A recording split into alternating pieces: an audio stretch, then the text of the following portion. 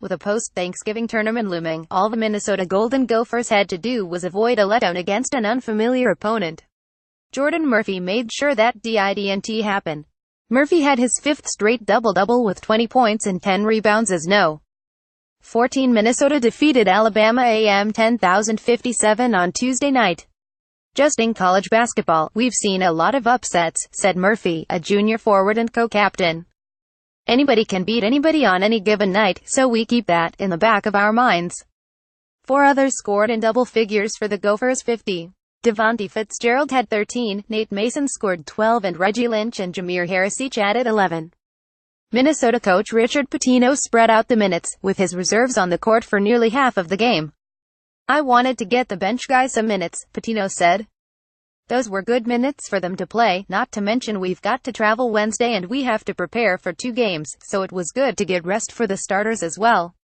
Minnesota heads to New York City for the weekend, with games against UMass and number 25 Alabama on tap. When they return home, they'll face No. 11 Miami and open Big Ten play against Rutgers before playing true road games at Nebraska and Arkansas. With those tough tests around the corner, Tuesday's game could not have worked out better for the Gophers.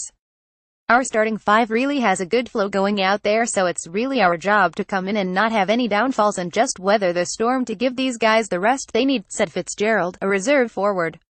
Muhammad Sharif led the Bulldogs 0-4 with 10 points. The Bulldogs went the first 11 minutes without a 2-point field goal, preferring outside shots due to the Gopher size advantage. AM's first 4 baskets came from 3-point range, but Minnesota built a 2,612 lead thanks to 12 quick points from Mason, and the rub was on.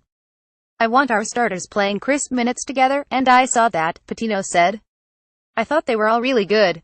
Big picture: Alabama A&M coming off a 227 season, the Bulldogs were picked to finish last in the Southwestern Athletic Conference. They were no match for a Minnesota team expected to contend for a Big Ten title.